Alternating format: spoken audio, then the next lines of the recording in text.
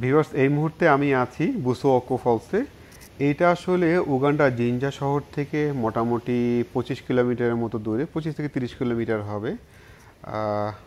Bike নিয়ে যাওয়া যায়। আমি একটা বাইক নিয়ে গিয়েছিলাম। গ্রামীণ রাস্তা, মোটামুটি কাঁচা রাস্তা এবং খারাপ রাস্তা, বেশ ধুলা। বাট এখানে যাওয়ার পরে না, এটা এমন সুন্দর একটা ফলস, এখানে যাওয়ার পরে আপনার সব কষ্ট, গ্লানি, ক্লান্তি সব চলে যাবে। খুবই সুন্দর একটা ফলস। এটা আসলে হোয়াইট নাইল রিভারের উপরে। এখান থেকে কিন্তু পানি সরাসরি নীল নদে যুক্ত হচ্ছে। এটা বলতে পারেন যে নীল নদের যে মেইন শাখা হোয়াইট নাইল, সেটাই এটা।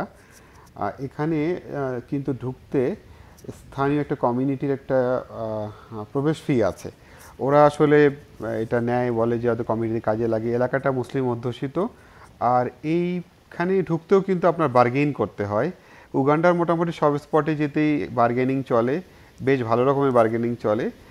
উগান্ডা বেড়াতে আসলে আমার মনে হয় এই জায়গাটাতে আপনাদের গেলে খুব ভালো লাগবে।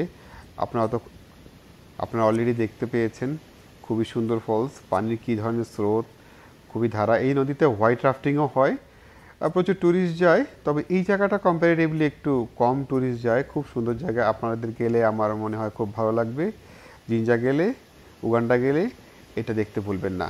ভালো থাকবেন, হ্যাপি ট্রাভেলিং।